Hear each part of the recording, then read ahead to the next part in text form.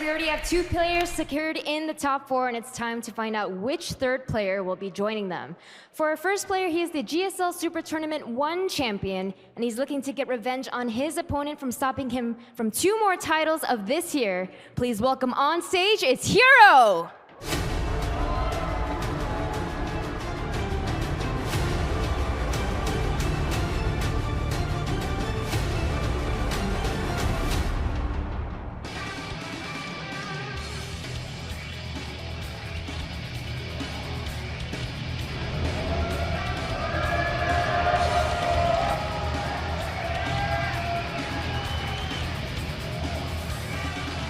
Facing herO is the IEM Shanghai and GSL Super Tournament 2 champion. He had to take down herO in both of those grand finals to do so. Please welcome on stage, it is Ro8.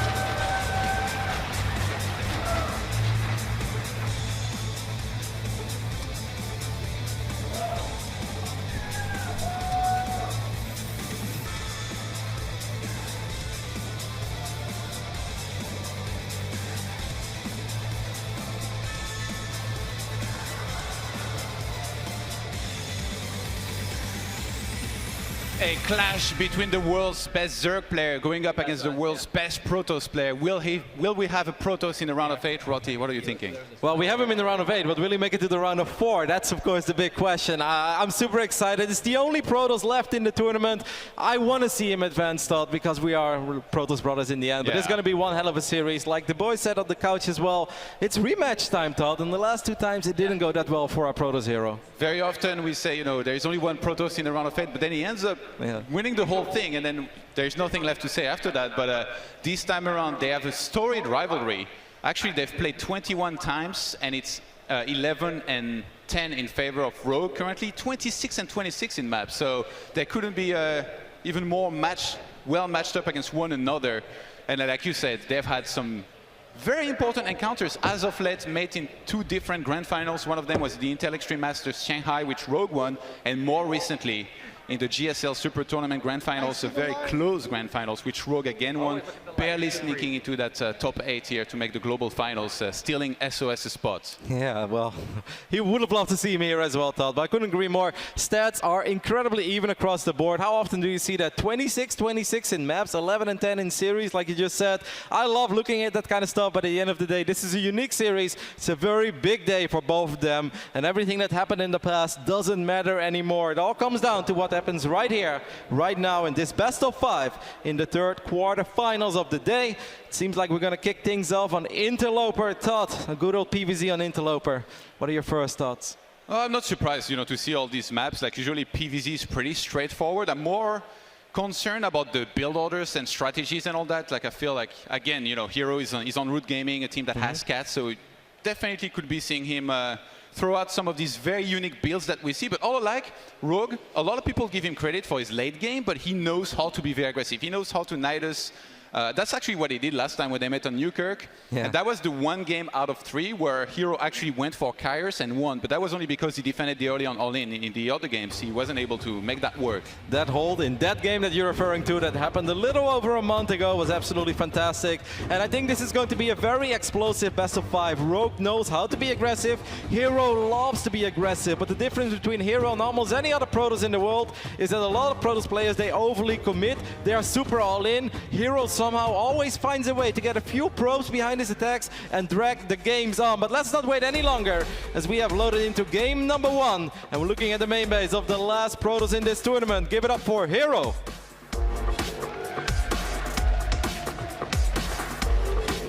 And his opponent in the reds, considered by many the greatest Zerg player in the world currently, it is Ro8. It often happens that the guy that squeezes in last or wins the most recent big tournament does have a very good run at the global finals. And so far that's been the same. After ro8 fell to Neep in the group stage, I was a little bit worried about him because I was really convinced. I was like, I was full American bias, thought Neep's going to win that group and ro8 could potentially be eliminated, but that didn't happen at all. He bounced back and he played excellent the second time those two faced off against each other. Well, so far, everything looks relatively all right. Yeah, both the rank 1 of the WCS circuit and WCS Korea are already out of the tournament, so it's really players peaking at the right time. Both herO and Rogue were in rank 7 and 8 in the WCS Korea standings, yet here they are, meeting one another and looking very, very strong so far this tournament. Now this is an interesting opening by ro8 already because it's so hard to figure out exactly as a Protoss what are you going up against. You know there is a pool, you know there is a gas. Is he gonna just run across the map with ro8's Ravager? Probably not, since it's Gateway before Nexus. Is he going to Link flood me? Absolutely a possibility. Could it be Link Queen? It's a possibility. Could it be a crazy Nidus build that ro8 has done so many times? That too is possible, and obviously it could be a Bailing Nest as well. So for herO right now, it's already a little bit rough, not in the way that he's behind, but in a way that he should be kind of scared because there are many things possible and he doesn't know which option it is right now. Yeah, herO loves to set up the pace. He's the one usually that's being the aggressor, that's trying to set up his mid game, whether it's with an attack or tricking his opponent into thinking that he's going to do one. He already passed the Zerg test pretty well so far this tournament. He 2-0'd E-Laser and 2-0 Dark. Doesn't really get any better than this, really, going up against ro8 here into this matchup. That is a very early Roach Warren that we see on the production tab already, Todd. Now, and herO! Oh my god, that is actually a very interesting build. Now let's see how herO decides to go. If herO goes for a Twilight, that's the worst case scenario, but it's going to be the Stargate that we see also often.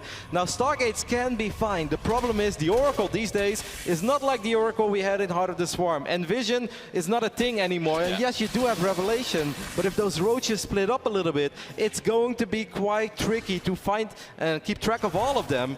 It's important that herO figures this out as quickly as possible. He might like firepower.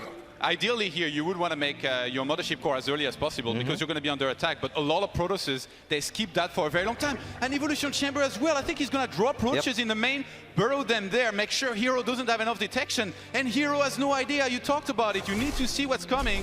And herO just won't know anytime soon here. He does start a Void Ray, which could be very useful. Absolutely, that Void Ray is going to be super useful in shutting down this Dropper Lord, but don't forget, there is at least 2 Overlords, so if he just kills one, if those roaches make it into the main base, I'm not going to say it's 100% game over, but herO could potentially take way too much economic damage. herO right now doesn't have any detection, needs to start the Oracle after the Void Ray, but even if he has that thought, then it still becomes incredibly difficult to deal with this build from ro8. Oh, he doesn't manage to close the gate early enough here to prevent those roaches from getting in there that early. The first 2 are going to go right into the natural, and they're kiting away here against those units. This is already going to be a problem. Burrow's already finished. Yep, and now he's going to pull the Void Ray out of position as well, which means that the Dropper Lord could potentially make its way into the main base. It's over here on the left bottom side. herO is picking up on it. He knows stuff, but I think he knows just a tiny bit too late. He's going to make his first Oracle, but I have no idea how herO's not supposed to lose a ton of workers here.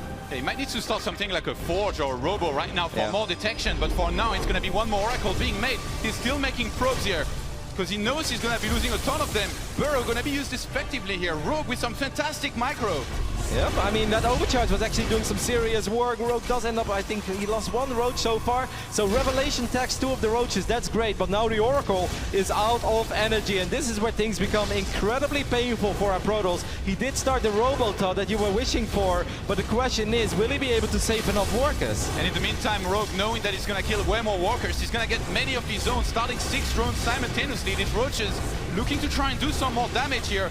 Rogue should be catching up on the walker count momentarily, but this has been defended better than I thought he would be able to. Yeah, a tiny bit sloppy there, I think, by Ro8. He lost 2 roaches in the natural, there was no detection, and they were shooting at the pylon. Want to be a little bit critical. He's done a great job saving a bunch of them, but imagine a world where he had those 2 other roaches still in the natural. How many roaches have died so far? Can we get a confirmation of that real quick? So it's 5. Only 2 roaches were actually revealed. So yes, it's been good by Rogue, but it could have been even better. Yeah, and a bit of an early photon overcharge here on the natural base from herO. So Rogue's just gonna burrow there, still looking to try and score some more probe kills there, as herO gets another Oracle as well as the first observer. In the meantime, we've got a 3rd hatchery being set up for Rogue on his natural. And he's just going to be droning up, starting link speed just in case he gets countered attack to make sure he's safe on the ground, and queens as well. Oh, what a way to start this best of 5. I'm already loving it. Ro8 did a lot of damage there, but I'm still wondering if that was truly enough. 17 workers sounds like an insane amount, and it obviously is, but by the time that this attack hit, it was 35 probes against 19. So yes, hero's been mining more, herO lost more. They're quite even right now, and the Zerg has no tag at all. herO started a Prism, I believe. Is the Prism out already? No, okay, I guess he cancelled the Prism, made the Immortal, but as soon as you give herO a Prism, you know stuff will die on the other side of the map. Absolutely here. He preserved still a decent run. I like actually, like at first when I saw him make more probes, I was like, maybe that's not the best choice during the attack, but he knew around how many probes he was going to lose. And with 4 more gates on the way here, any sort of counter attack with charge lots, immortals, and the air units that he has is going to be quite deadly here by herO. And I think he knows that Rogue has to make a lot of drones, so it's going to be hard for him to make units to counter an attack. These oracles have a lot of energy as well, which could very usefully come into play soon. 5 gates have been wiped in, charge is on the way, so it could very well be. Is herO actually mining gas right now? No, not on the natural. Okay. So he's just going to go for mass charge loss with a couple immortals that he's already got, and it's just going to be a massive attack, which I think from Rogue is going to be super hard to hold. Yep, normally you want to have a couple Hydras there, but that's going to be very hard as that layer attack has just started. So it's just going to have to be Roaches and Lynx. I would love to see a Baneling Nest from Rogue. I know it would be a little bit late. But he has no idea, right? Because the Void Ray chased away the Overlord. So he might be thinking that the gases on the natural are taken right now by herO. So he's kind of guessing, but he's guessing wrong. What he needs to do is make a ton of units from now. If he starts to make some more drones, he's going to be in big trouble. He should be seeing these Immortals taking down these rocks there. And Baneling Nest does start, as well as Spine Crawlers. Rogue is aware that this is coming, and he's going to try to get enough units to make sure he can defend. He also fired up 7 Roaches, so the worker count is 46 against 38. Keep a close eye on that production tab, because we want to know if herO actually goes all out with this, or will he eventually take the gases, because herO does that. The moment he feels it's not going to work, he will transition, but this is going to be very hard to deal with. These 2 Immortals pack one hell of a punch. I love the way herO is still using these Oracles to freeze the production as well, and that's a lot of Zealot start. Yeah, there's so many of them. They're going to close the distance here against those Queens, and very few units here that are on the ground. The Spines finished on time. They're really not doing that much against that many Zealots. Big Warping is actually going to have to be cancelled here because he was right under the spore. It looks like herO, he's doing it right now. Yep, there is no answer to all these Zealots. These Immortals are still full on HP. The Void Ray is helping out as well. And Rogue, his production was stalled because of these Oracles. I think this is going to be game over. GG. herO takes game number 1. After excellent defense start early on, you got to give him a lot of credit defending against that build. If you do not open up with a Robo, and almost nobody opens up with a Robo, is simply very tough, especially if they get dropped in your main as well. But he did one hell of a job. 17 probes sounds like a lot, but thought I would have lost 37. Yeah, I think we all thought the same thing, or at least both of us, when we saw what was happening on the production tab, these units going across the map. I was like, yeah, I'd be pretty dead here, but not herO. He gets the holds, goes for the counter attack, and then he looked at the own supply that he had in walkers and knew that he could afford to go for a deadly counter attack. That's one hell of a start for this man, the last Protoss in this tournament, who lost 2 times against Rogue in tournament finals this year. But he did manage to win their most recent encounter, 3-1 in the Masters Coliseum. So maybe that was a little bit of a confidence booster. You know, if you lose 2 big series, it's always nice to take a series after that.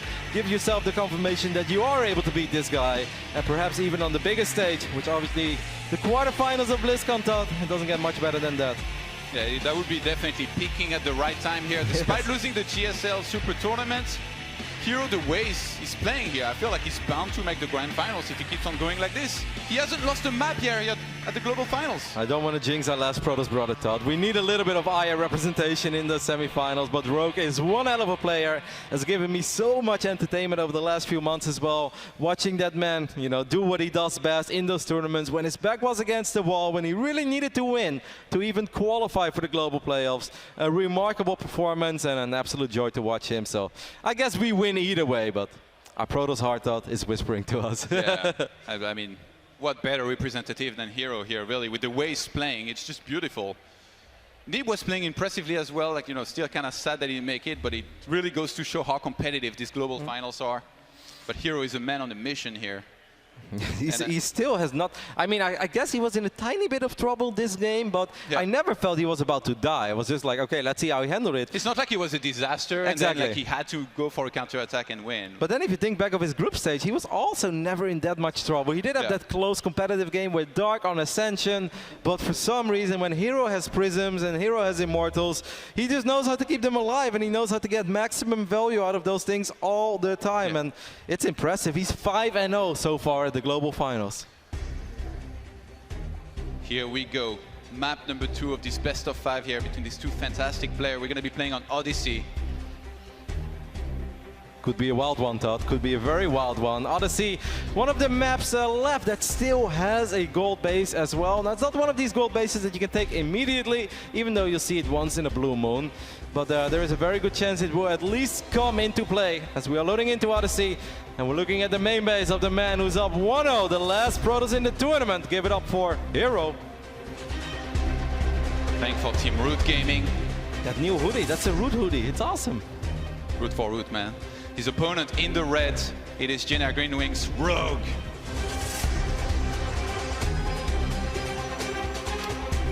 And herO's going to be skipping that scout and be taking an earlier gas. Here, one of the new things that we see. I'm always weirded out by this. You know, for the longest time, we never did this as Protoss, but now it's become like a thing where, like, if you don't scout, you can actually afford to take the gas early. Rogue is switching things up as well, Johan, as he's going for the hatchery first on the other side of the map. Now, this is obviously pretty different than what he did on Interloper, because if you open up with the pool and gas, there are so many ways to be aggressive. He picked one of them, did a decent amount of damage, but wasn't ready to deal with the counter. This time, however, it's going to be for the most standard opening that we currently have in Zerg vs Protoss. Hatchery first, followed up with the spawning pool, with the gas, and take the game from there. Yeah, considering there is a goal base on this map, like you mentioned, it's the herO definitely showing a lot of nerve, not actually going for a scout. I feel like against a goal base, you definitely need to scout that early on, know that it's there, so you can make according plans. But herO saying, you wouldn't dare. And I guess what? He's right. Rogue didn't go for that, at least for now. Already mining up that gas quite a bit. Could potentially go for a super fast Stargate. I mean, the one-gate Stargate, if you ask yourself why do we see it so often in this matchup, it's just because it's incredibly versatile. It's good to be aggressive on the other side of the map. You can always do a little bit of damage, maybe get some queens, maybe get drones. But last but not least, you get all the scouting information in the world. And no matter what kind of aggressive opening the Zerg goes for, with the Stargate, there is always the potential to deal with. There is no such thing as a straight-up build order loss when you go one-gate Stargate. And that's why a lot of the Protoss players really love it, but this is also a map where I thought maybe we could see a Twilight console opening. I wouldn't hate it, but if he goes for the Stargate, it absolutely does make sense. Yeah, herO is incredible with Dark Shrine openers. Actually, that style that he played against Dark, where he was playing with a lot of charge loss Archons, and like a lot of these attacks, I look at them and I'm like, everybody in the world would die in that moment as soon as it was held, except herO. It just kept on pulling back on time, saving Archons with like no hit points, losing most of their shields. Used double Prism to pick his the most expensive units every time that he attacked, regrouping and then re-attacking every time. And he ended up breaking Dark, actually. That was on Catalina, a fantastic game. It feels like herO has mastered that style, and as long as he plays it on any kind of map like this, he's going to be successful with it. Probably going to be a Dark Shrine opening here, as there is a Sentry out as well. If he wanted to go for a Resonating Glaive, we would have seen more Adepts. There we do have that Dark Shrine being wiped in. I like it, though. This is one of the openings that we used to see almost every game. It fell a tiny bit out of fashion, but it's always something you can still count on. And every now and then the Zerg players do react a little bit lazy, right? Sometimes the Spore Crawlers are a tiny bit late. Sometimes there is no Overseer in position. So let's just see how much damage herO will be able to get done. But Overlord speed is about to finish up, as we can see on the right side of our screen. And that should give Rogue all the information a Zerg could dream of. Yeah, Rogue is definitely one of those no-nonsense Zergs, you know, that will make sure he gets some scout in there, know what he's up against, get the spores on time, and make sure he minimizes the damage. But there's always like still a bit of a guessing game, you know, like do I go roaches, do I not? What upgrades do I get? There are some weird variances in this build as well, right? Where sometimes instead of going up to 3 bases, they drop the Nexus, but they're not actually building probes. It's just more gateways, and suddenly you have to deal with 2 Archons and an overwhelming amount of Zealots way earlier than you expected. Or Archons and Resonating Glaives with Adepts, or Adepts with Resonating Glaives, I mean. But that's, for so far, thought that's not necessarily going to be the case. I love this little drop alert, because the last thing in the world you want to do is warp in units at home when you're sending your Warp Prism out. Now, herO does scout it, and that's a very, very important scout. Yeah, this is huge, especially because you go when you go for this Dark Shrine opener, usually you want to warp in DT, so you want to save your gas, so you don't get a Mothership Core, which is great in defending this. Upon seeing it, herO is like, you know what? I'll raise your 8-lings with 4 Zealots, get a Mothership Core, make sure I get the defense, and go for a second Prism to go for an even bigger attack eventually, and he's already getting charged here. Second Prism could be really gnarly. It's very important that Rogue spots his second Prism. I'm not 100% sure if he will. I mean, technically, he could keep a close eye on that Robo. A couple of Dark Templars have just been warped in outside of the wall. They have started their mission. 4 of them running to the other side of the map. The layer is just now started. Okay, he's just going to morph them into Archons immediately. This is going to be madness of Archons and Zealots. And let's see if Rogue is ready to deal with this. And Rogue is so scared. He starts a Spinecrawler in the main, as our observer is showing here.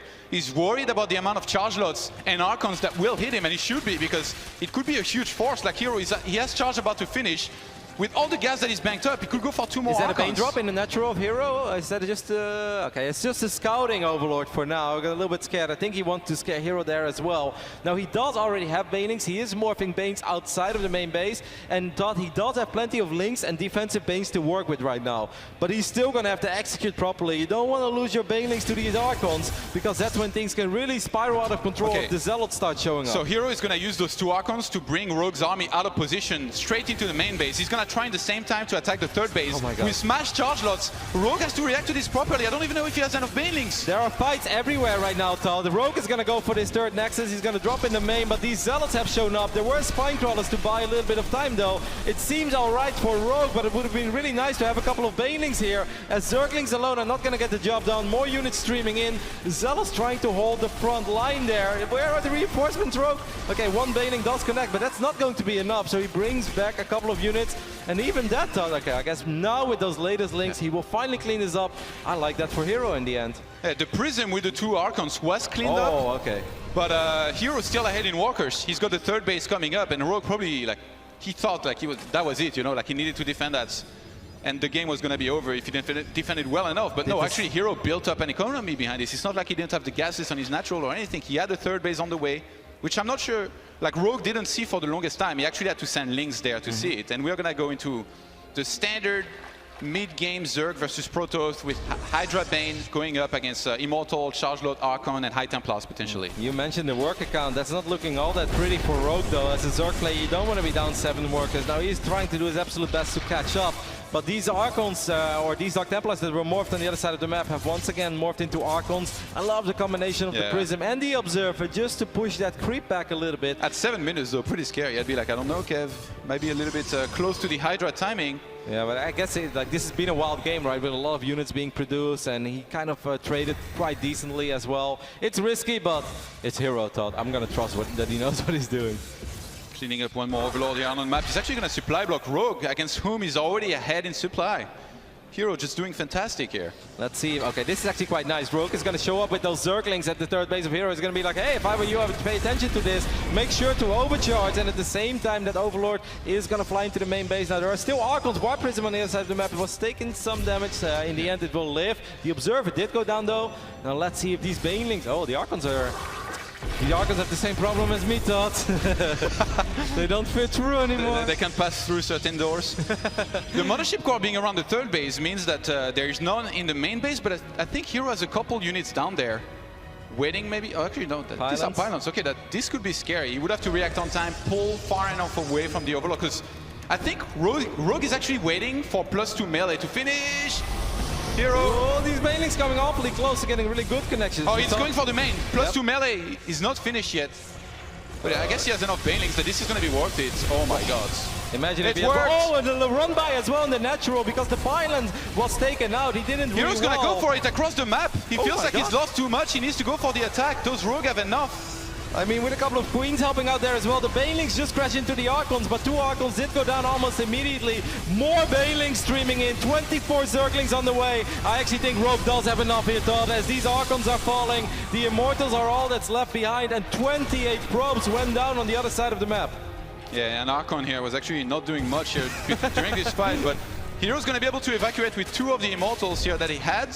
Walker-wise, despite losing as many probes as he did, it's not the end of the world. It's 43 against 62. Obviously, it's not good, but he's still in this. And herO, I think he knows he needs something special here to come back in this game. He's going to start Storm and try and secure that, because he's already on 6 gases. If he could get, I don't know, like 6 High Templars, each with Storm, he would have a good chance to be able to clean up very well against Hydralisk and Banes, but the biggest threat is always going to be those Bane drops in these middle lines. Now, herO's one of the absolute best, if not the best Protoss in the world, so I don't want to just accuse him of tilting, but it almost felt like he was a little fed up there with multiple Baneling run-bys and the Ling run-by, and he's just like, you know what, I'm just going to go for it. But that was really hard to run in there. Yeah. The Queens were in position, the Banelings kept crashing forward, there were a lot of units there. I think, you know, normally you want to wait a little bit longer as more Banelings try to roll into this middle line as well. +2 means 11 dead probes. ro8 is playing an absolutely fantastic game. Yeah. I think it was also a case of herO was like, you have this many Banelings across the map, you might not have any back at home, and then I'll just kill you. But no, ro8 made sure that he had enough for the counter-attack, which he probably anticipated was going to come. So fantastic series here so far already from these two, and ro8 really fighting back here in map number 2. Perhaps on the verge of scoring the first map up against a herO that hasn't lost any yet. Yeah, that could very well be the first map loss of the tournament for our Protoss, but he does have Storm and he's wiping in a couple of High Templars. And when you have Storm, Todd, there is always a dream, especially if you go up against Hydra Bane. But the army is the biggest problem right now. herO doesn't have much besides Storm. Like, Storm is great, but you need something to fall back on. You want to have a couple Archons in there to finish up those low HP units. You want to have a few Immortals as the backline, maybe be able to wipe in a couple of Zealots once the Banes are gone. Storm is great, but just Storm is often not enough. Yeah, and these Immortals across the map are really starting to make me feel nervous, man. There's so many Hydralisks on the map that if this was to be caught, actually they're buying time nicely right now. Exactly, that is what it is. I mean, this is incredibly risky, I agree with you, but the longer he buys time for himself, 9 more workers went down. The Prism is going to fly across these Hydras as well with 2 Immortals inside of it, and herO's had enough. GG. ro8 with some awesome moves on Odyssey evens up the score. Great game here by ro8, staying solid throughout, and I think, you know, I said like the Baneling drop for the main base was a bit early just before +2 melee, but I think he realized that herO was looking elsewhere. He was looking inside of his third base, he was not paying attention in the main base, and when you start killing that many probes, usually it's going very well for you here as the Zerg. And again, the counter-attack just didn't do enough by herO this time around, so apparently he can bleed.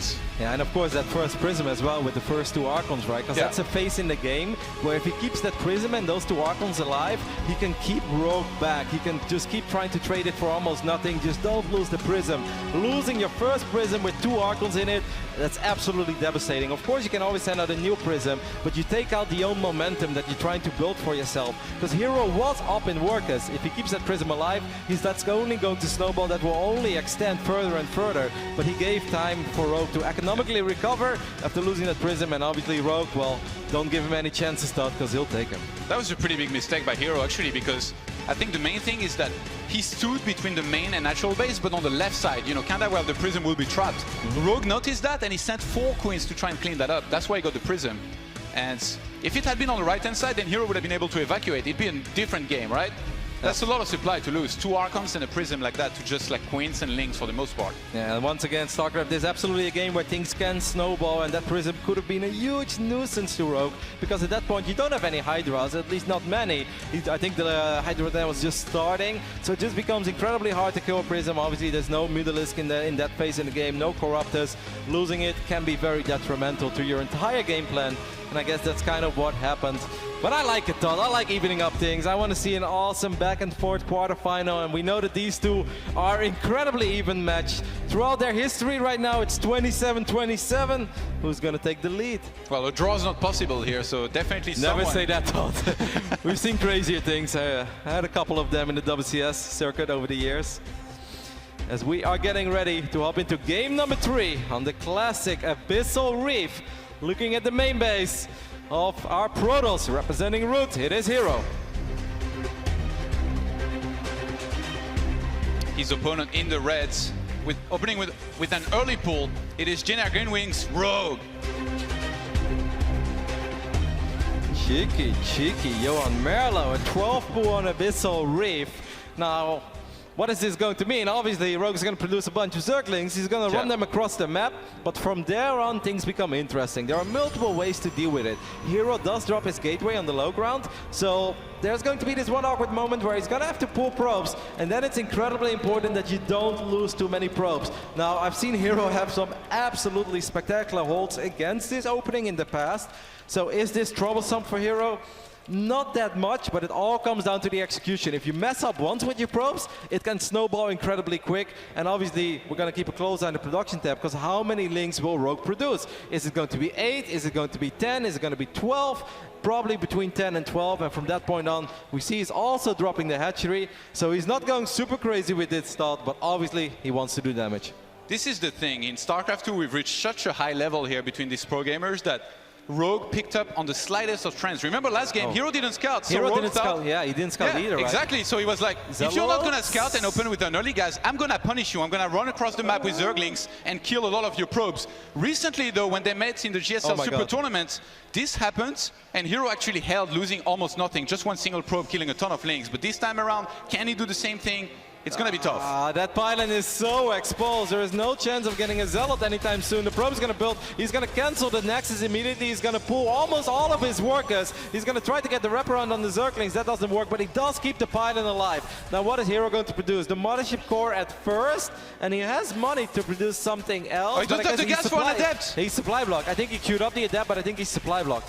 Oh my god. Yeah, second pylon's gonna finish. He didn't have the gas either. Oh god, the Rogue is doing such a phenomenal job in buying links. You don't want to commit with the links, you don't want to take a bad fight, but you obviously do want to do damage. And at this point, it becomes very awkward for these probes. herO is going to try to fight it. Overcharge is going to save the day here. He traps a lot of these Zerglings, and herO holds. Wow. Oh my god, he lost 2 probes only. But it's slightly worse than the one that he lost last time. He had to face this. This is so sick here, herO. He lost a lot of mining time. Yeah, but exactly. 20 walkers to 17. Like, he can definitely recover, start a Nexus. He's going to be safe at home. He knows that Rogue behind this will have expanded and will be droning up. Now, there is, like in an imaginary world where he doesn't cancel the Nexus, he's incredibly far ahead right now, but that's not the case. herO doesn't like to underreact against this build. He pulled all the workers. I love the little dance, the little tango we saw from both players. Rogue is like, hey, I'm here and I'm ready to fight. And herO's like, well, no, let me get a good fight. And, you know, neither player really want to commit. Rogue did get the extra pylon and obviously forced herO to keep those probes out there for as long as possible. And eventually herO set up the trap with the overcharge. Incredibly well done.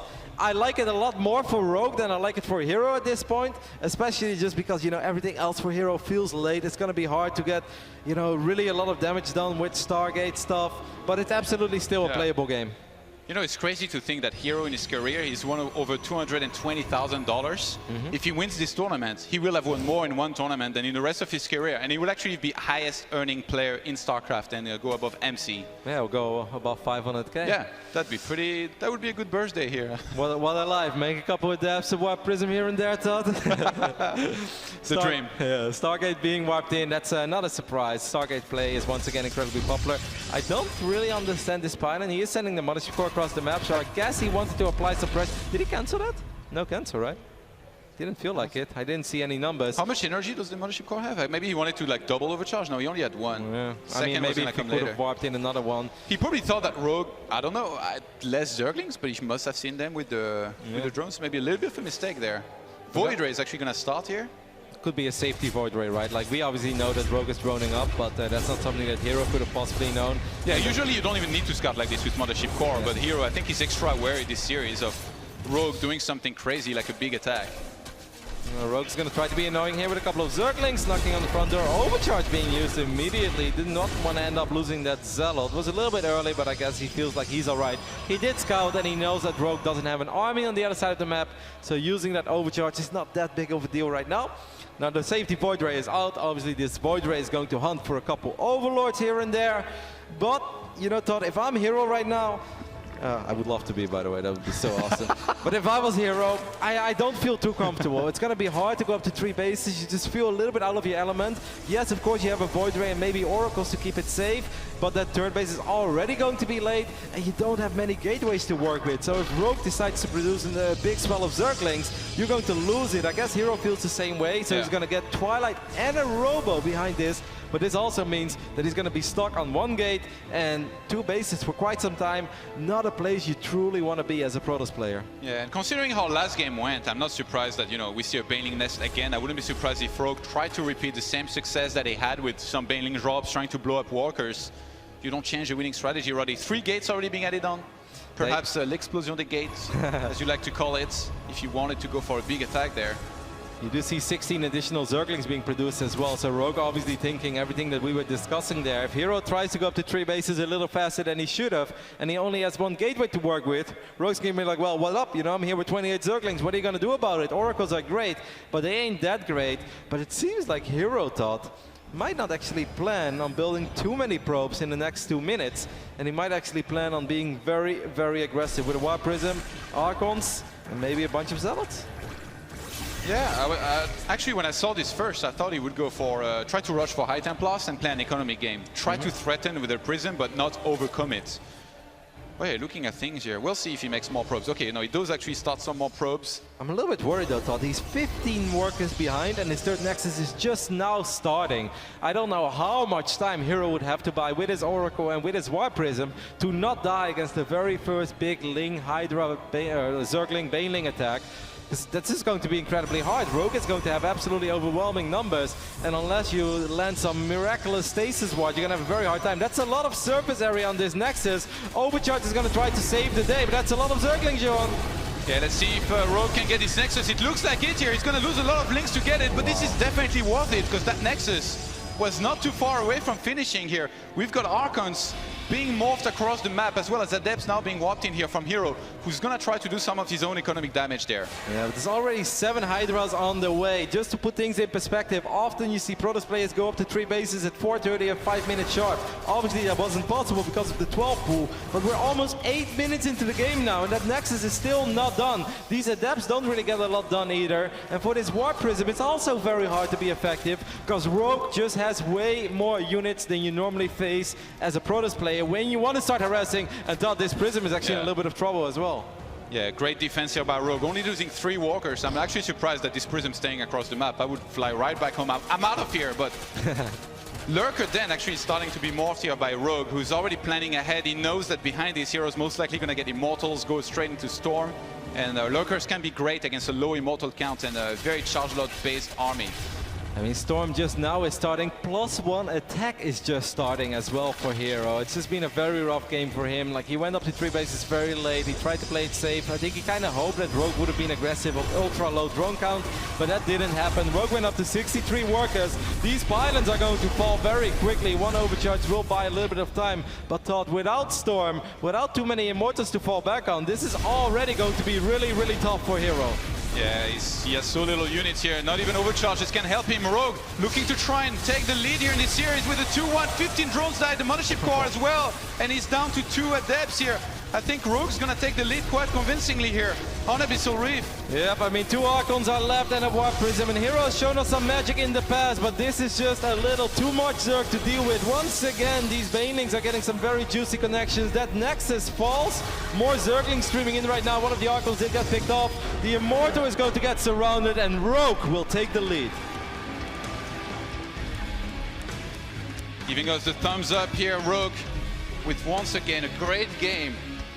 He's really coming into stride here. From that game number 2, we see him playing up to his full potential, and herO kind of falling apart here a little bit in comparison. A lot of his aggressions are finally being shut down.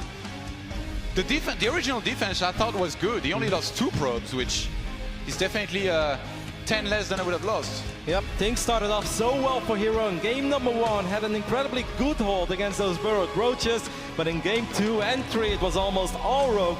We're gonna head over to a very small break, and after that we'll be back with game 4 between herO versus Rogue.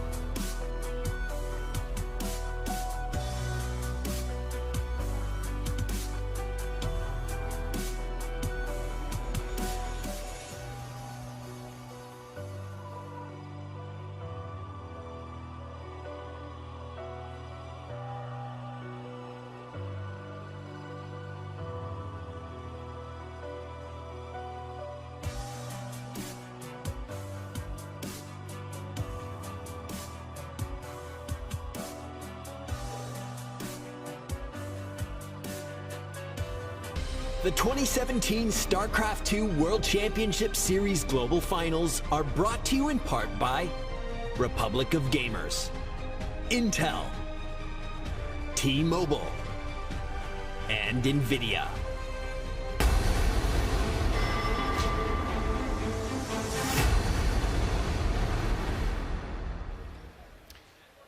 Welcome back to the WCS Global Finals. Rogue with a 2-1 lead here currently over herO in these fantastic quarterfinals. How have those games been, Ro8? I've enjoyed them. Game 2 and 3 are definitely what I expect when these two go up against each other. That non-stop trading, that herO trying to harass, but Rogue also trying to harass, and both players just desperately trying to outplay each other. But I'd love to see some longer games, though. I'd love to see the real 4-base setups. You know, I spoke a little bit with Snoot in the beginning of the tournament. He said, I've played multiple games against herO, and I know that we see herO often being hyper-aggressive with warp prisms and timing attacks, but his 4-base game is just as good, if not better. He's like, you can compare it to any other Protoss in the world.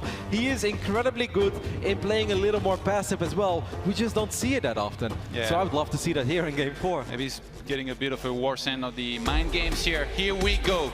Map number 4, Acolyte, starting at the top right-hand side of the map. Playing as the blue Protoss, it is Ro8's herO. The last Protoss in the tournament. Going up against this man, who already won 2 tournaments this year, wants to make it 3 though. We'll give it up for Rogue. Definitely getting in shape at the right time here. Some Yes. might say barely sneaking into the global finals.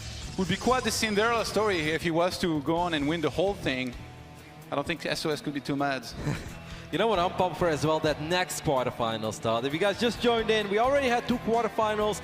The next one, if you're into Terran or if you're into StarCraft, let's be honest, you're going to be ready for Innovation versus TY. I'm super pumped. Inno, probably the most consistent player together with stats throughout the year, but TY peaking when it mattered, at least in the beginning of the year, winning 2 absolutely massive tournaments, WESG and Intel Extreme Masters Katowice, so I'm pumped for those. We're 2. talking about a player potentially becoming the earningest StarCraft 2 player here, and actually if TY wins this tournament, he doesn't just do that, he actually completely blows MC out of the water. 600,000 a year, that's what it would be for him. Not bad. That would be the best year that anybody has ever had in StarCraft 2, but we're not there yet.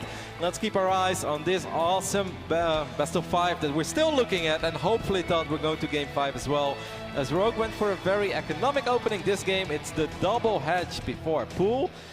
Interesting opening here by herO. This is something we obviously have seen before, but Acolyte has a pocket expand. So this is by far the easiest map where you can just wall up near your ramp and you take your pocket expand. But herO said, nope, I'm going to save my pocket expand for a little bit later. So I'm going to have a super easy time going up to 3 bases. I do think on Acolyte you're going to have an easy time regardless, but herO does what he wants, Todd. Yeah, usually makes it easier to go into something like a mass air, but like I said before, in their previous series, the one game that herO won with a lot of air and Kairos in particular was because he had a great start on Newkirk. The 2 other games, including the final one, he tried to go for Kairos, wasn't able to pull it off. Rogue countered perfectly, went for the right attacks, and completely shut him down. So those heroes stay on this ground army that he's been playing and hasn't really been that successful with. And he's taking damage from Bailing drops, or does he mix things up here a little bit more? I guess we'll find out. I'm super excited. I think this can very well be a 2 or even 3 Stargate game, Todd. I think you're spot on with that. But what is Rogue going to do? Don't get fooled too much by the double hatchery before pool, because yes, it is incredibly economic early on, but that doesn't mean that Rogue cannot do something like a Queen Nidus that we've seen him do before against those kind of openers, because he feels confident with it, and he feels if he executes it well, then again, herO, his defense is some of the absolute best in the Protoss book. And look at that, Todd. Once again, he's going to start off with that safety Void Ray. It's like you remember the Polt Viking? This is like the Polt Void Ray, you know? You use it to kill a couple of overlords. The herO Void Ray is the new Polt Viking, apparently. Oracles are a thing of the past. That Adept is going to take a lot of damage, barely shade out of there. Maybe rejoined by his friend. That's you and me, I'm the injured one. I think it's the other way around, Todd. You're so fit. So once again, these adepts going to shade. Obviously, you want to make sure that your opponent is still building drones, hopefully at least. And if that's not happening, you want to know what's happening. He's going to let it finish up. Very questionable decision there by herO. Zergling speed is not done yet, but the surround is possible. One adept, I think, is absolutely going to fall. But I think that both are just going to fall. Really not getting much done there at all. And you know what I absolutely love, by the way, about Rogue? He scouted the Stargates, saw the first unit that was being made. He's like, a Void Ray? you're not going to threaten my drones. He skips on spores, probably is going to anticipate it's an Oracle next, and then get spores on time. I love but it if too. he does not, it's a disaster. So he definitely has to start them soon, because the Oracle's are on the way here. Yep, no, you're spot on. And these are these small things that separate the greats from the absolute best. You don't want to make those spores too early. Why make spores? Why lose 3 drones when you have 40 drones start, when you can lose 3 drones when you have 47? That obviously has a lesser impact on your economy. Just getting a couple of extra trips from a couple of those drones out there. We do have Stargate number 2 and 3 as well. But so far, Todd, even though not much has happened, I love ro8 as opening. I just feel like this is everything you want as a Zerg player. Definitely a pretty close walk account here between the both of them. Usually when you see triple Stargate nowadays, it's for a lot of Oracles, and a transition that we've seen quite a bit has been into double Forge and a lot of ground units, into a ground transition. But mass carriers also a possibility. We don't see it as much, and like I said, herO didn't really have that much success up against ro8 when he tried that the last time that they faced. So unless he wants to try and perfect that, but I mean, he's down 1 and 2. There's no room left for mistakes here from herO. I would like to see some carries over here, Todd, as a big stage. Why not? It's time. I mean, I love the way that herO does it as well, with the Forges, with the Blink Stalkers. That is one of these builds that I really think is incredibly hard to execute. It looks always a little silly, right? You see a bunch of Oracles flying around and you think, well, is this it? But it's actually so hard to do, as we do seem to have a minor pause in this game. So, Todd, we're going to talk about rainbows and butterflies, because you never know when the players take off their headsets. Yeah, definitely nice to see ro8 fights as hard as he is here, though. I was kind of expecting a 3-1 or 3-0 from herO, but apparently ro8, he hasn't said his final word there. I think ro8 is not somebody that anyone wanted to face as well in the quarterfinals. herO was probably like, well, I guess like we'll play one more time, and I've been playing really well against Zerg, but ro8 has been so dangerous as of late. I feel like before the tournament, I totally agree with you, and everybody was like, you know, you don't want to play ro8, you want to avoid ro8. But I feel like Neeb made ro8 look a little bit more mortal, right? Like every now and then you just need somebody to, you need to see him lose to believe that it's actually possible that he can lose as well. And then other people will start believing in it a little bit more as well. But ro8 was, without a doubt, one of the top players coming into this tournament. Same goals for herO, of course. And I think the other one that everybody's always looking at is innovation. But meanwhile, Todd, we've got Sue and Special in the semi-final. Who would have actually predicted that? Love the stage, by the way. You can look at the giant supply here on the side. Stage is made for you. Definitely can't miss this one. I love the I had no say in it. I love the lines. I think it's super awesome. The moment I was watching Gumi over Sue, and it's so awesome to see, you know, when a couple Banelings rolling by or somebody loses the planetary, to see the difference between the economies immediately. It's a very nice touch. Not something I've ever seen before displayed like that, but I love it. Should be resuming the game here in a moment, guys. As herO tries to even the score. On this map, like when you go for triple Stargate Oracle like this, it's almost funny how there is multiple transitions nowadays, right? You could go normally into grounds, but that double Forge transition is really like the fashion of the month that a lot of Protoss have been doing really well with. And I wonder actually if herO will go for that, right? Because he went for a perfect wall, like obviously you can break that out easily. And then the Oracles, they build this comfort, right, where you can do a lot of damage, but they're also very good defensively because of the stasis wards. Yep, Acolyte, of course, a very long map as well. That doesn't mean that you never see aggression on it, but in general, it's just a little bit harder to execute because it all arrives a tiny bit later as well. This is one of these maps that is a little bit more catered towards those macro-oriented openings, but obviously, Todd, you don't always want to do the same thing. You want to keep it fresh when you play StarCraft. You always keep it fresh, don't you? with them Roddy builds. I try, but even I'm a little repetitive as well, Todd. When you get older, it's really hard to mix it up every single There's game. nothing wrong with that, you know. Bisu is very good with Phoenix DT. I think you're very good with Corsair DT. You're very good with Phoenix DT. I think he'd be. It's good to be a master of your craft. I believe. I got a cookie this weekend of a Phoenix with a Dark Templar on top of it. It's my Warcraft 3 dream. I told you about it, right? Like, you remember the good old days where you had Hippo Riders, you could pick up an Archer? That's my suggestion to the Blizzard Balance team. I was like, guys, what if Phoenixes could just pick up Dark Templars? They'd be always cloaked. They'd be melee combat air fighters. I'd love it. Can you imagine? They're just like, you can upgrade charge as well for them. That's like matter of fact boost on the Phoenix, you know? You just fly straight into Brute Lords and stuff. It'd be amazing. Cardboard animation, take notes. I want to see that in a little video. That'll be madness, man. We are working on the issues, and I believe we're pretty much good to go real soon to continue game number 4 between these two awesome StarCraft players. And once again, the life of the last Protoss is on the line, Johan. on Acolyte. It has to happen. Are we going to get a game 5 or not? We're about to find out. Yeah, still the one Oracle here kind of flying around trying to find some damage. herO keeping up on the walk account nicely. We actually see Rogue get a whole bunch of Hydralisks as well as +1 missile here. So we'll see if he wants to go for some sort of attack. No, actually, no. He's going to go for a low drones. That's kind of what I expected. I would have been very surprised if he went for something like a Nidus, because it feels like it's already too late for that to work, right? Nidus Hydralisk, like something usually that Protosses can defend very well with overcharge. Double force transition here in the plants, and it's it gets scouted just barely. Cancel it. Make carriers. Fleet beacon. Give me a fleet beacon, herO. He's actually going to wipe in a couple of gateways instead, so maybe he's going to just go for a super Twilight. Does he have any? He doesn't have a Twilight console yet, right? No, he doesn't. Oh. Okay, so he wiped in the 2 forges. He cancelled it immediately, and at that point, I kind of thought then go carriers, right? But now he's still making gateways. Maybe it's either for safety, or he wants to do a Wings of Liberty-esque attack with oracles plus sentries and like zealots or something. But I don't know. Like I'm feeling more like a fleet beacon maybe being dropped soon. Well, the Oracle's going to make their way across the map, but Ro8 has played a flawless game so far. He's got multiple Spore Crawlers per base. He's got a decent amount of Hydras, at least good, enough to fight this amount of Oracles. The Hydras are in position as well. herO, you absolutely don't want to take that fight. Now, we do get that Fleet Beacon. I'm just a little bit curious about the extra gates. Maybe he feels like he needs it to secure the base here. It feels a little bit out of place, but we'll see where herO takes this. Now, Rogue is still on 3 bases, but he does have Infestors on the way, and you want to be really, really careful. Now, there is no Pageant Cleanse yet, but Infestors thought when you have a bunch of Oracles, pretty much the most scary thing you could go up against. Ooh, I'm not sure if you saw the natural there, did Rogue. Can we check that? I love it, Todd. No, he still thinks it's double forge, which usually means a Protoss is going to be upgrading ground units, going into a lot of charge loads, Immortals, High Templars, Archons. I mean, Infestors and Hydralisks, they're obviously pretty good against Carriers. The main danger against Carriers is if there are too many of them. Taking a hidden base is very risky by herO, but if he recalls a lot of probes there and it doesn't get spotted for a long time, this could be a winning move, because his economy is going to be so great that he's going to get a ton of Carriers. Rogue really wants to scout. He feels that there is something fishy going on in this game. Going to go for another Overseer Scout, and he's going to see that the double forge has been cancelled and that he's facing mass air. Does he go for an attack, or does he play slow like he did against Neeb, which he ended up losing that game? Where is that Overseer going as well? What I like a lot about... Oh, no, don't do that, Stalker! Stalker! He's kind of pushing that Overlord into the wrong direction, Todd.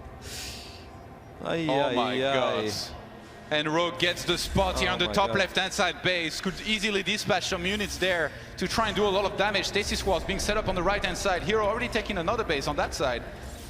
Now, this is still a large map. It's still very hard to just grab your Hydras, run across the map, and kill your opponent, especially when you know those Oracles are out there as well. There's a million Stasis Wards out on the map. I think that upgrades are going to be really important for herO. I'm super happy to see him starting +1 air weapons almost immediately. And the moment it's done, you want to get +2. With Carriers, obviously, you have so many Interceptors. All these units shoot so many times. Upgrades are absolutely everything. herO accepts the challenge. He says, well, I didn't have the most success with Carriers against you in my last series. This time around, I will be able to pull it off. He's already set up the Great Wall of Acolyte here from left to right with a ton of Stasis Wards. That one little Zergling that sneaked by. Ooh, these Hydras actually! That is a massive Stasis Ward in the middle of the map. That's going to be a little bit tricky. If Rogue had any intentions of being aggressive, which I really don't think he does. I feel like Rogue's army right now, Todd, I think it's too late. The moment there are 4 carriers out there, he is getting Ultralisk. And for the people who don't watch you play StarCraft all the time, be like, why do you get an Ultralisk when you go up against mass air? Actually, Interceptors shoot a lot of times. Ultras have a lot of armor, so it's really hard to kill 1 or 2 Ultras. They're also very useful in taking out cannons, and you can obviously transfuse them over and over and over again, which will allow your Hydras to stay alive if these carriers actually do shoot at the Ultra. You know what I'm really surprised about? Rogue is expanding very slow. Not only, okay, he got supply blocks, fishing for a fungal, lands it on a couple of these Oracles. Their Revelation is going to be used and spot at least one of these Infestors. Okay, he's going to get some nice snipes. Wow, I think Rogue, he has to go for a big attack here and do some damage with it, because he took a 5th base so late. Look at this, herO is already set up on 5 bases very comfortably. That one Void Ray is a little bit out of position. The Void Ray is going to die almost immediately. The Infestor is still out there, but there is no Neuroparasite. That is an odd recall. One carrier is incredibly exposed. It goes down immediately. Only one Overseer as well. He's going to snipe that, and now the entire army is going to be cloaked. He's going to try to chase on this army. All the Infestors being tagged. They are going to die super fast here. Rogue might have overextended here a little bit. He's trying to salvage the situation and pull back, but he's gonna get chased. He did take down 2 carriers though, Todd. Carriers are very expensive. Getting 2 of them just like They're that. gonna run into Stasis Wards, by the way. They're trapped on the map. They're caught between a rock and a Stasis Ward. What? Oh my god, he used the 2 links, but there is another one. There's always another one. Oh my god. That one will connect. There were more Zerglings. I mean, if he can get out of there with the Infestors and a couple of the Hydras, I still call that a victory for Rogue in the end because he killed 2 carriers. herO dives in there. He tries to get a couple of these Infestors. Fungals are gonna land. Can he get the snipe? He does get some of them. herO on the chase with carriers against Hydras. What is this madness? He definitely wants to kill these Hydras though. There is no detection for these Hydras, so that's a fight they can't take. Seems like a couple of them will live to tell the tale. Double Spire being morphed in as well. 6 more Infestors. I really feel like Rogue's expanding way too slow, right? Like herO's not gonna get in your face, go across the map and do a big attack, so you could be taking a lot more bases. He still doesn't have it? I mean, he has the 5th base, but no 6. He could take a 6, a 7th base already, start to saturate that double forge transition finally coming into play. So herO already thinking about some sort of grand transition. If he was to lose his entire army, remember, that would be to a lot of Corruptors. He's going to get triple forge start. He already has a forge because he was getting shield upgrades as well. So he's going to get all 3 of them at once. I don't know. I mean, I kind of like it, but at the same time, I almost feel that herO should just like get a couple of High Templars, get some Storm out. Obviously, having a few Archons here and there is nice, but I wouldn't give up on the carrier dream. Instead, I will live my carrier dream, Todd. I will not stop building carriers forever. The Zealot is out of position, so these links are going to be incredibly annoying. There is no additional wall up here, so these links are just going to wreak havoc in the main base. Gonna force a lot of warpins, and obviously it's gonna give Rogue a really good idea what herO is working with. I love the burrow play as well. He's gonna kill so many probes here. Actually, this is really bad from herO. As much as he was starting to build up a bank, this is not the time to be losing that many walkers. He lost 12 so far, still left over with 73. He loses mining time as well. Look at the production tab. Like, this is insanity. How many upgrades herO is getting right now? He's getting everything that he can. Does he have 2 cybernetic scores as well? Yeah, it's a triple forge, double cybernetic score. I'm a fan, Todd. I like it. 5 upgrades at once. Let's do it. He's investing in the long term. Yes. I mean, we asked for a macro-oriented opening. I think 5 upgrades at once pretty much qualifies for it. Yeah. I do still agree with you when it comes to the expense for Rogue. I'd love to see him throw down 2 additional hatcheries as well. Not because he needs it, but in case he loses one later, he will always have the other one, right? Just keep expanding as far away from each other as possible. You take the left side, you take the right bottom side. If you lose one, the other base is always going to be quite safe. So I do agree with you on that one. When it comes to the workers, both players right now working with 81. Rogue is going to get 5 more drones. If you wonder why on earth would he do that, doesn't he have enough? Well, he wants to get more and more Spore Crawlers, because Spore Crawlers are pretty damn awesome against carriers. If Protoss gets the Golden Armada as well as High Templars, just the Zerg army is usually not going to be enough to counter that. So you need what is called static defense, but really isn't static when you're Zerg. You can move it around on creep and fight with it. And remember, we had this epic Rogue versus Neeb game previously, which Neeb ended up being very patient in and successful. In a similar situation, Rogue, I'm sure he's very determined here to winning this one. Neural Parasite's already researched here. Yeah, I think he's fishing for some of that, but he's going to settle for a lot of interceptors. I really don't like herO being here without Storm, without High Templar start. I mean, yes, I love carriers. He can recall, right? Because there's no Vipers. Yeah, well, what if he gets neuraled? Okay, then he's dead. Yeah, exactly. That's why I'm a... Then the mothership's gonna look like this. Yeah, with your tournament live on the line, I feel like herO is playing a very, very risky game here. He's playing with fire. Now, obviously, I don't think he should ever commit. I don't think he wants to commit because he's getting those ground upgrades as well. He's throwing down Templar Archives. herO, you want to be really, really careful where you are right now. And herO is fishing for it. He's gonna close the distance here, looking for some of these Neural Parasite.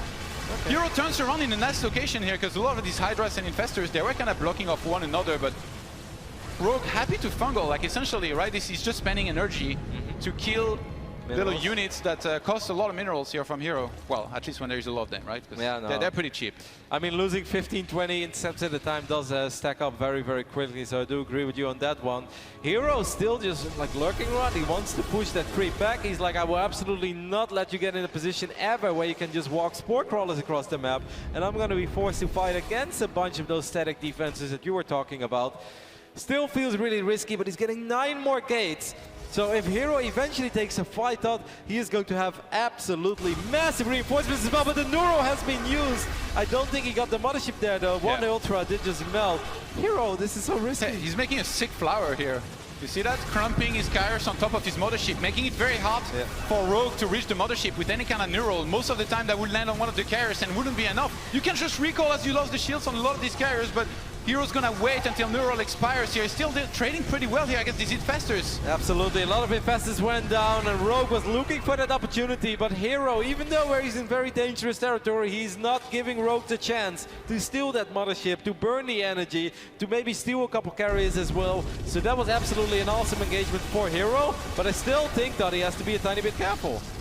Yeah, Rogue is losing a lot there, trying to hold on against this massive amount of carriers. The interceptors being rebuilt very quick. Not that many of them are dying either, despite the spores, Hydralisk, and infestors. He's gonna recall at the last second. One single carrier is left behind, but that was a sick trade here from herO. Can we take a look at the unit's lost resource tab real quick? I just feel that Rogue lost so much more than herO. 19,000 against 11,000. Rogue was actually broke towards the end of that fight, Todd. He was making 12 Corruptors, he has the double Spire upgrades on the way, and that was it. Apparently he lost a whole bunch of Overlords as well, so he's remaking them. And Rogue realizes that he needs to buy some time, because he lost a silly amount of infestors. I think like 12, 15 infestors went down there. Can we take a look? 17 throughout the game already, so I guess around 12 or 13 in that fight. That's a lot of gas. I mean, he still has so much of it, but now he's lacking minerals, because he lost all of these units, and including the spores that actually, it cost him a lot of minerals, but he had to spend drones making them as well, which weakened his economy even more.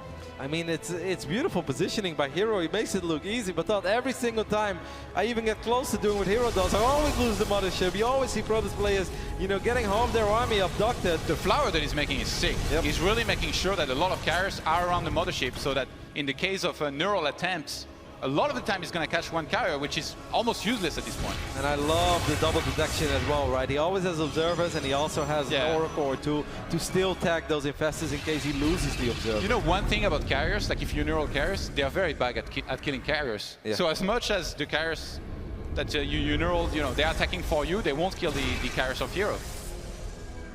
We've got some interceptor on interceptor battling though, Todd.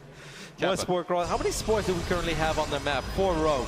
56! Oh my god, that's ridiculous. But they're spread out, that's the problem. They're never where the fight takes place, and if they were, he would just leave after, you know, using Revelation on most of this army. Did you see that probe? That's just a probe chipping away at a spore crawl. A couple of Zealots going to try to be annoying here on the right bottom side. 1 or 2 queens will fall. I mean, Rogue is still in the game, but the herO has a ridiculous amount of gas in the bank. He could literally fight this, lose everything, remax on Archons, and be like, hey, what's up? Look at these probes chasing on infestors! Run away! Think they can get one? Fungal. These infested Terrans are probably going to be a little too hard to deal with. Was a nice try though. Excellent try. Of course, herO is right now freeing up a little bit of supply. He's been on 81 probes throughout the majority of the game, but by now he's rich and he's got all the infrastructure he can dream of, and he's got a massive army, so there is no need for 81 probes anymore. Right now, having 55 to 60 is perfect. It's more than enough. herO's gonna have every single upgrade you can think of here very, very soon. The 3-3 air. I just want to see robotics play right now for some observer speed, some warp prism speed. Let's go. Just get everything. Would you why the hell not? Would you get thermal lens? Yeah, just do it. Even if you don't. You never know. Well, he's getting blink TT. You get everything, Todd. Wow. I know somewhere in the audience, Fear Dragon is watching this game and he's losing it right now. He's ready to see those Dark Templars blink straight into the infestors and die immediately. Here's the twist. He's not going to make a single DT. No, he will. There you there go. it is. Bam! Observer curse. Where is this going? Commentator curse. Where is he going to send that? The Zelnaga Watchtower. Perfect. That's an expensive unit to scout with, I guess. I mean, Rogue at least Todd has survived a very dire phase in the game where I felt he was almost about to die because he had no more money in the bank. That's something we know. That's not something herO could possibly see. So I didn't mind the recall from herO at all from his point of view. But I think if herO knew what we knew, there's a good chance he would have just stuck around, reinforced the push he was making, and straight up win the game because Rogue was broke. Not anymore though. Rogue has a little bit of money again, and Rogue is once again maxed out. So there is still a chance for the Zerg, but most pro players are in agreement that if you reach this phase in the game, it's the Protoss game to lose, right? If Protoss doesn't make any mistakes, they are supposed to win. However, not making any mistakes in the game of StarCraft 2 is a lot easier said than done. Yeah, it's basically impossible. Diogo is going to make some mistakes to an extent. It's about minimizing them. But Rogue, after the game that he lost against Neeb, which is what up against a similar army to this, you really have to feel like this is the kind of game that he will look at and try and really find out what his mistakes were. Perfect his unit composition in particular and try and play better the next time. And I really feel like this is going to be the case there. Last time, he had way too many Broodlords, I thought, against Neve. This time, he fixed that.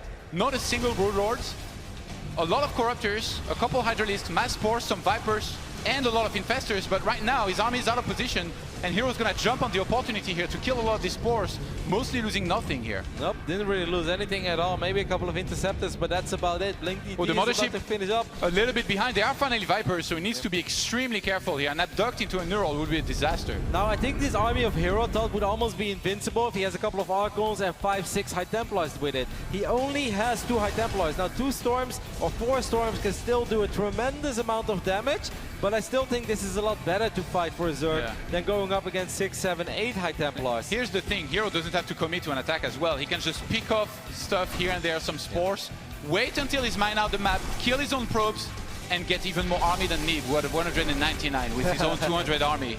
How many gateways do we currently have for herO? I just want to see his reinforced ability. 14, okay, so that's all 14 and 5 Stargates. So even if herO would take a really bad fight, the armies are getting awfully close to each other. The Mothership does get abducted and will go down very quickly. A couple Void Rays. We want to see the combination of Fungal and Parasitic Bomb, of course. That's the dream. Oh, we have the Observers behind here. herO can't afford to lose this here. You want to make sure you don't have to spend extra gas on more Observers. You want to be careful though. Without an ability to recall though, then only 2 High Templars there. Yeah. Like Void Rays are very powerful against Corruptors, but the moment there is Fungal and Parasitic Bomb, Void Rays can melt incredibly quickly as well. And not that many High Templars for Storm either. I would try to fight right now if I'm herO. Yeah. I would really try to fight. I feel like this is almost as good as it's ever going to get. Those are the only 2 High Templars that are there. He's going to Fungal the Void Rays as well. Can we get a Parasitic Bomb? Yes, we do. These Void Rays are going to take a lot of damage. So many Fungals are available and they're going to do so much damage to this army here. Vipers closing the distance. A lot of Corruptors still going to work. herO trying to evacuate with some of his army, leaving so many carriers behind. He's warping in 15 High Templars here to try and replace this with a ton of Archons. Meanwhile, on the left-hand side, he's counter-attacking with Zealots. Yeah, there is an Ultralisk that's going to try to save that hatch. The hatch will fall, but herO lost a very, very, very expensive army. Look at these Zealots, by the way. They're going to chip down this Ultralisk. How often do you see that? Well, Todd, I mean, obviously herO still has plenty of money in the bank, but that is a fight you can take once and not twice, because if you do it twice, then it's going to be game over. Perfect fight there by Rogue. I loved it. Analyzed the situation. He's like, only 2 High Templars. He fungled them, killed them, then he saw the Void Rays clumped up, and he's like, all right, this is it, you know, you're gonna get a fungal, you're gonna get a Parasitic Bomb, and Rogue is absolutely back into this game. Ultras actually trying to counter-attack there. Stalkers and Zealots are gonna be warped in. Rogue, I guess he hadn't seen the Forges and the massive amount of gateways, so he's counter-attacking, probably confident, and then he sees all those units with like 3-3-3, he's like, what? Yep. But yeah, herO covered all of his bases here by doing this. I'm gonna get a couple Banelings. That's a lot of Archons. These Archons 12 DTs were just warped in. Oh my god, he's gonna snipe bases with Blink TT start.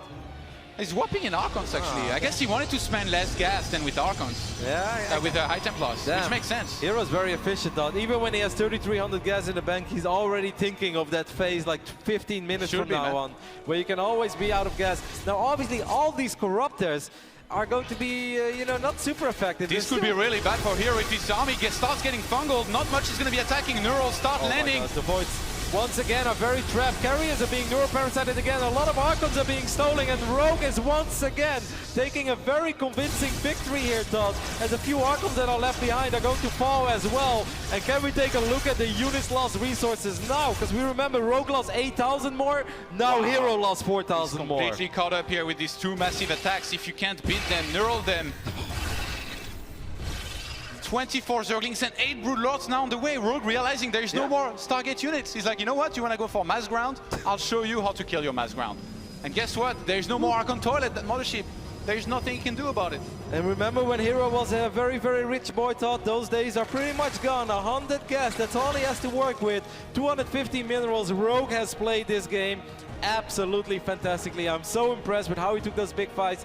Did herO take too many risks in his play? Yes, perhaps, but still all the kudos to Rogue for capitalizing on every single inch that herO was out of position. The game is not over yet. Obviously, Feedback, Storm, Immortals, Archons. It's possible for herO, but he cannot lose another fight. If the next fight he loses, that's it. He's done. Not everybody has Neve's patience, Roddy. think we really saw that here with herO losing his mothership and then still going for an attack, not waiting any further. Maybe he was worried about some sort of counter-attack, but the quick spread wasn't that far. It would have been hard for Ro8 to bring the spores there. Now herO losing a very important base, his healthiest one around the middle of the map. Oh my god. This army is terrible against Broodlord stud. It's like, I mean, unless they somehow get below them, but how on earth is that ever supposed to happen? It's not a crazy amount of Broodlords, but it's enough that it's still going to be very scary with 8 in total. I have no idea. 8 Ultras to tank the damage as well on the ground. I mean, there are Immortals, but it's not a crazy amount either. A couple feedbacks will land on these Infestors, but there's no way. I think he's going to have to recall Altot. I really don't think this is a fight that herO wants to take, even though he does take care of a couple of these Ultras. But the Broodlords, they are so safe. Neuro's landing from way downtown. And how on earth is herO going to get below these Broods? I don't think he's going to be able to. He does land a couple of good storms, and I must say he did do a really good job in cleaning up that ground army. Fungal is going to keep on landing there. There's nothing herO can do about it. He tries to manually target the Infestors, but that means he's going to have to close the distance against those Broodlords that are still going uncontested. So well done by Rogue. He's landing these Fungals over and over and over again, keeping this Protoss army at bay, and these Brutes have done so much work. herO is almost out of gas. He's gonna send a couple of Stalkers to save the day, but there is still a couple of Infestors left as well, and this could very well be it for the last Protoss of the tournament. Yeah, Stalkers trying to save the day here. They're gonna get cleaned up essentially. Still Fungals landing on top of these Immortals and the one Archon. herO with no bank behind this. These are his last few units. This was his last and final attempt to try and beat Rogue here on this map. herO seemed like he was in control. He had the army, he had the infrastructure, he had the bank, but a couple times he overextended, and Rogue showed us that he is able to learn from his mistakes very, very, very quickly. Fantastic game by Rogue, fantastic series by Rogue, and herO, this is where it's going to end for him once again. Rogue is going to be the final stop.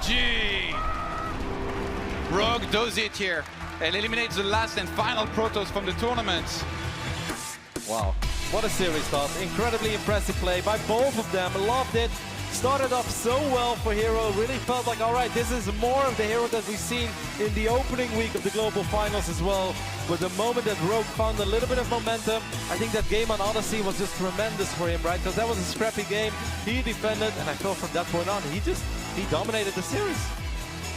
Created some great momentum and capitalized on it here. Stayed very patient in that last game, which is not always easy. Like herO essentially was the one that kind of lost patience from a comfortable position, but let's not wait any longer. I want to hear from the winner here, Rogue, who's with Mix on stage. Congratulations, Rogue. This is your second top 4 at a WCS Global Final. The last time you were in the top 4 was already 2 years ago, so how great does it feel to stand up on that top 4 once again? 일단 이제 블리츠컨 4강 진출 이번이 두 번째인데 2년 넘어서 다시 4강에 올라갈 수 있는 소감 얘기해 주세요. 일단은 너무 행복하고 되게 극적으로 블리츠컨에 오게 됐는데 일단은 4강까지 가게 돼서 되게 욕심이 많이 나고 있어요.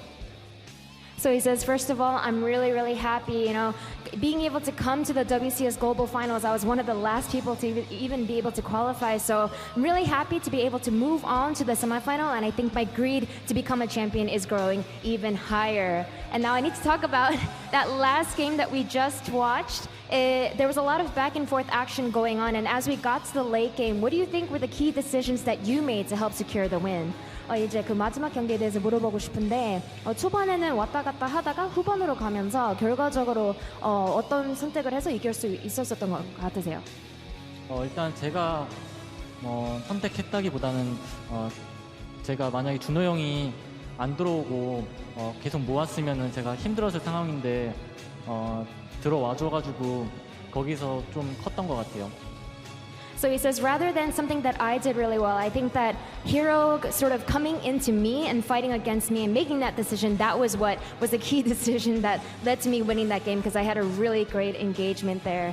And now last but not least, you're going to be going up against either TY or Innovation, some of the world's best Terran players. How do you predict that match will go?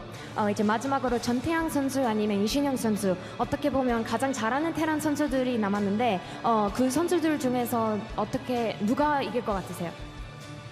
저는 준비를 많이 한 사람이 이길 것 같다고 생각해서 태양이가 이길 것 같아요.